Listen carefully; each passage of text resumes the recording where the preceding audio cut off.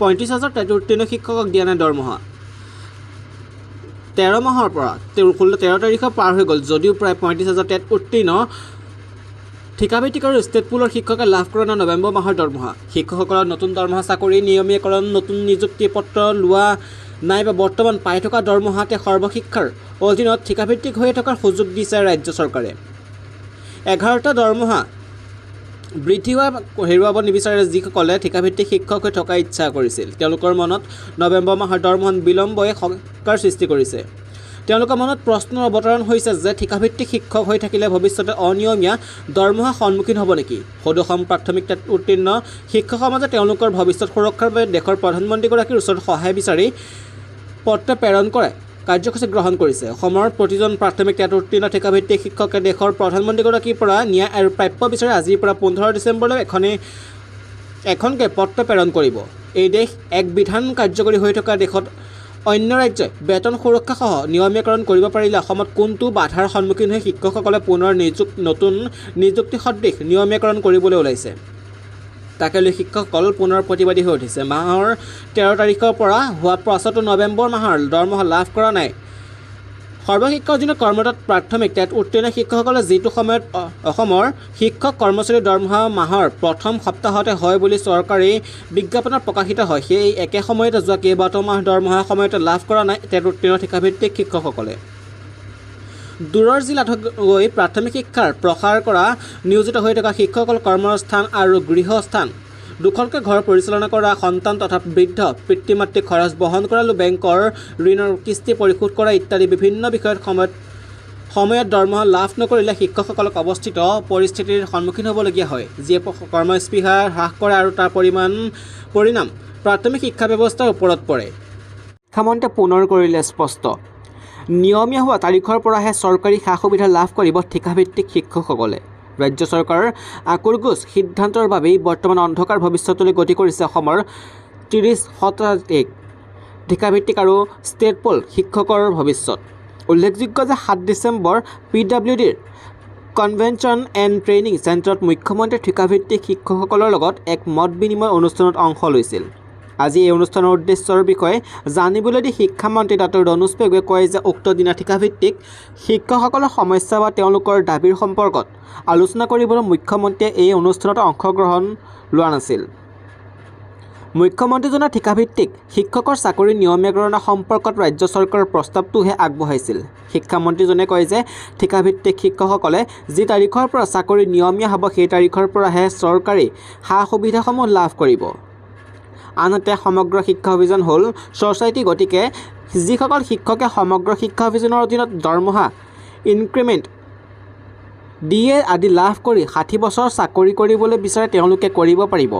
এয়াই ৰাজ্য চৰকাৰৰ প্ৰস্তাৱ বুলি উল্লেখ কৰি শিক্ষামন্ত্ৰীয়ে কয় যে মুখ্যমন্ত্ৰীৰ নিয়মীকৰণ কেনেকৈ সম্ভৱ বুলি কৈছিল স্বাভাৱিকতে শিক্ষামন্ত্ৰীৰ এই মন্তব্যত 30 সহস্ৰাধিক ঠিকাভিত্তিক আৰু ষ্টেট পুলৰ শিক্ষকক বিভাজিত কৰা নহয় বিভ্ৰান্ত কৰিও তুলিছে ইপিনে আকৌ হ'ব কা আন্দোলন 22 ডিচেম্বৰত পঞ্চ শ্বহীদৰ শ্ৰদ্ধাঞ্জলিৰ লগতে প্ৰতিবাদী সভা ৰাজ্যত পুনৰ কা বিৰোধী আন্দোলন আৰম্ভ হ'ব অহা 12 ডিচেম্বৰৰ পৰা ৰাজ্যত পুনৰ কা বিৰোধী আন্দোলন আৰম্ভ হ'ব এই আন্দোলন কৰিব নাগৰিকত্ব সংশোধনী আইন কা বিৰুদ্ধে সমন্বয় সমিতি অসমে আজি গুৱাহাটী প্ৰেছ ক্লাবত এক সংবাদমেলযোগে কমিটিৰ সভাপতি তথা বিশিষ্ট বুদ্ধিজীৱী ডক্টৰ হীৰেণ গোহাঁই এই কথা ঘোষণা কৰে তেওঁ কয় যে 12 ডিচেম্বৰত গুৱাহাটীত কা বিৰোধী প্ৰতিবাদী সভাৰ আয়োজন কৰা হৈছে গুৱাহাটী কমাৰ্চ কলেজৰ সমীপৰ শিক্ষক ভৱনত এক শ্ৰদ্ধাঞ্জলি অনুষ্ঠানৰ লগতে কা বিৰোধী প্ৰতিবাদী সভাত অনুষ্ঠিত হ'ব ডক্টৰ হীৰেণ গোহাঁই উক্ত সভাত বিজেপি বিৰোধী 15টা দলে ভাগ ল'ব বুলি সদৰি কৰে আনহাতে কা আন্দোলনৰ 5জন শ্বহীদক শ্ৰদ্ধাঞ্জলি জনাই সেইদিনা বিয়লি সমগ্ৰ ৰাজ্যজুৰি বন্তি প্ৰজ্বলন কৰা হ'ব বুলি বিশিষ্ট বুদ্ধিজীৱীজনে প্ৰকাশ কৰে তেওঁ কয় যে চৰকাৰৰ প্ৰতি ক্ষুব্ধ হৈ অগণন মানুহ কা আন্দোলন কৰিবলৈ ৰাজপথলৈ ওলাই আহিছিল ডাঙৰ আপডেট ছুটিৰ সৈতে বৃদ্ধি পাব দৰমহা এইসকল কৰ্মচাৰীয়ে নতুন বছৰত লাভ কৰিব বিশেষ উপহাৰ 2021 আৰু 2022 বিত্তীয় বৰ্ষৰ পৰা আৰম্ভ কৰি 5 বছৰৰ বাবে 17% বাৰ্ষিক দৰমহা বৃদ্ধিৰ চুক্তিত ইউনিয়নসমূহ সহমত হৈছে নতুন বছৰত বেংকৰ কৰ্মচাৰীসকলৰ দৰমহা বৃদ্ধি পাব পাৰে 7 ডিচেম্বৰত জাৰি কৰা এক বিবৃতি অনুসৰি ইণ্ডিয়ান বেংক এছ'চিয়েশ্যন আৰু অন্যান্য বেংক ইউনিয়নে দৰমহা সংশোধন সন্দৰ্ভত একমতত উপনীত হৈছে 2021 আৰু 2022 বিত্তবৰ্ষৰ পৰা আৰম্ভ কৰি 5 বছৰৰ বাবে 17% বাৰ্ষিক দৰমহা বৃদ্ধিৰ চুক্তিত ইউনিয়নসমূহ সহমত হৈছে। অৱশ্যে দৰমহা চুক্তিৰ স্বাক্ষৰ কৰাৰ পূৰ্বে বেংকৰ বাবে সকলো শনিবাৰে চৰকাৰী বন্ধ ঘোষণা কৰাৰ বাবে ইউনিয়নসমূহে দাবী জনাইছে।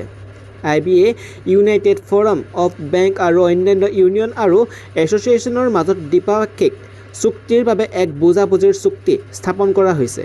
ইউনিয়নসমূহে 5 দিনে কামৰ সিদ্ধান্ত ঘোষণা হোৱাৰ পাছতেই চূড়ান্ত চুক্তিৰ স্বাক্ষৰ কৰিব বুলি জানিব পৰা হৈ গৈছে।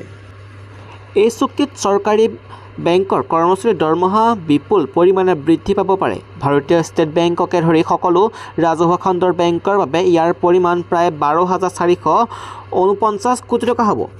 বুজাবুজি চুক্তি অনুসৰি DA একত্ৰিত কৰি 3% লোডিঙত যোগ কৰাৰ পিছতে নতুন পে স্কেল সৃষ্টি কৰা হ'ব। মন কৰিবলগীয়া কথাটো হ'ল যে বেংকৰ কৰ্মচাৰীৰ বাৰ্ষিক দৰমহা বৃদ্ধিৰ ব্যৱস্থা 2022 চনৰ বিত্তীয় বৰ্ষৰ ভিত্তিত পৰ্যায়ক্ৰমে কৰা হ'ব। বেংক এছ'চিয়েশ্যন আৰু IBA নিৰ্দিষ্ট তাৰিখত বৈঠক অনুষ্ঠিত কৰিব যাতে অন্যান্য বিষয়ত একমতত উপনীত হ'ব পাৰে। 1881 চনৰ নেগচিয়েবল ইনষ্ট্ৰুমেণ্ট এক্টৰ অধীনত চৰকাৰে ইতিমধ্যে সকলো দৰমহা আৰু সকলো দেওবাৰ আৰু শনিবাৰে বন্ধৰ দিন হিচাপে ৰখাৰ পৰামৰ্শ দিছে। ইয়াৰ মতে বেংকসমূহত 5টা কৰ্মদিন আৰু 2 দিন ছুটি হ'ব। অসম উচ্চতৰ মাধ্যমিক শিক্ষা সংসদৰ দ্বাৰা পৰিচালিত 2024 বৰ্ষৰ উচ্চতৰ মাধ্যমিকৰ চূড়ান্ত পৰীক্ষাৰ সময়সূচী ঘোষণা কৰা হৈছে। আজি উচ্চতৰ মাধ্যমিকৰ শিক্ষা সংসদত অনুষ্ঠিত কৰিবলগীয়া পৰীক্ষাৰ সময়সূচী প্ৰকাশ কৰা হৈছে। ফেব্ৰুৱাৰী মাহৰ পৰা আৰম্ভ হ'ব 2024 উচ্চতৰ মাধ্যমিকৰ চূড়ান্ত পৰীক্ষা।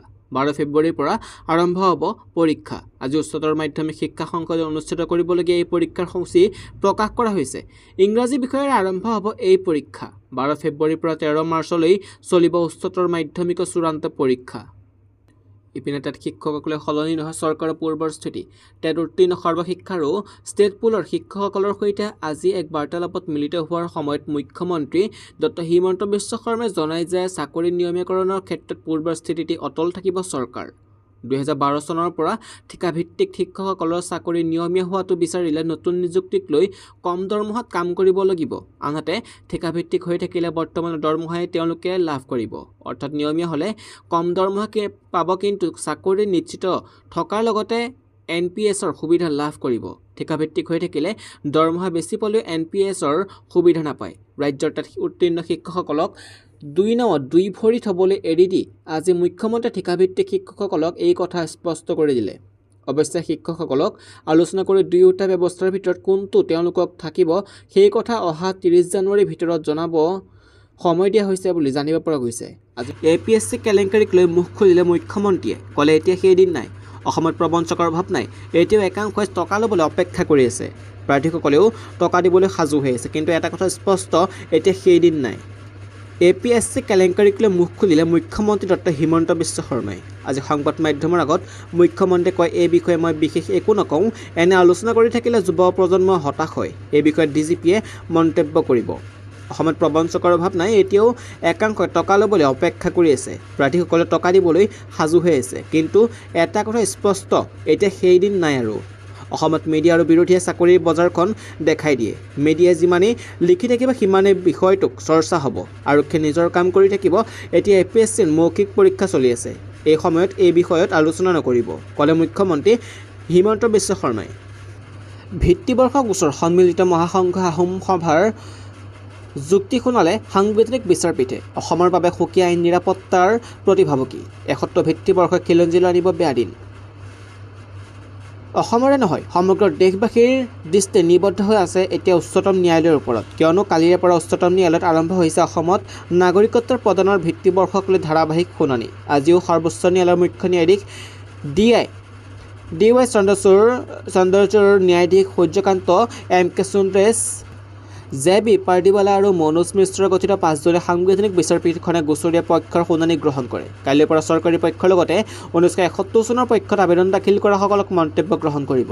উল্লেখযোগ্য যে আজিৰ শুনানি কালত নেহৰু লিয়াকত চুক্তিৰ ফলতেই অসমৰ বিৰোধীয়ে সুবিধা লাভ কৰিছিল বুলি মত ব্যক্ত কৰি সন্মিলিত মহাসংঘৰ অধিবক্তা কমল নয়ন চৌধুৰীয়ে আজিৰ তাৰিখত বিদেশীৰ আগ্ৰাসনৰ বাবেই অসমৰ 126টা বিধানসভা সমষ্টিৰ মাত্ৰ 57টা বিধানসভা সমষ্টিতহে খিলঞ্জীয়া জয়ী হ'ব পাৰে বুলি উল্লেখ কৰি চৌধুৰীয়ে কয় যে 1950 চনৰ বিদেশী বহিষ্কাৰ আইনখনো কাৰ্যকৰী হৈ থকা নাই। ইফালে গোচৰটো পলমকৈ ৰুজু কৰাৰ বাবে আদালতে যদি কিবা কাৰণত নাগৰিকত্ব আইনৰ ধাৰা 6 খাৰিজ নকৰে তেনেহ'লে বিপ্লৱ শৰ্মা কমিটিয়ে তেওঁৰ প্ৰতিবেদনত অসম চুক্তি 6 নং দফাৰ ৰূপায়ণ সন্দৰ্ভত যিবোৰ পৰামৰ্শ দিছে উক্ত পৰামৰ্শসমূহ যাতে ৰূপায়ণ হয় তাৰ বাবে ব্যৱস্থা গ্ৰহণ কৰিব লাগে বুলি আদালতক অনুৰোধ জনায় চৌধুৰীয়ে। তেওঁ লগতে কয় যে নাগৰিকত্ব প্ৰদানৰ ভিত্তিবৰ্ষ 1951 চন হ'লে অসমৰ ভৱিষ্যত প্ৰজন্ম সুৰক্ষিত হ'ব, আনহাতে 1971 চন হ'লে নতুন প্ৰজন্মৰ ভৱিষ্যত অসুৰক্ষিত হোৱাই নহয় আমাৰ বেয়া দিনৰো অতি সোনকালে আহিব।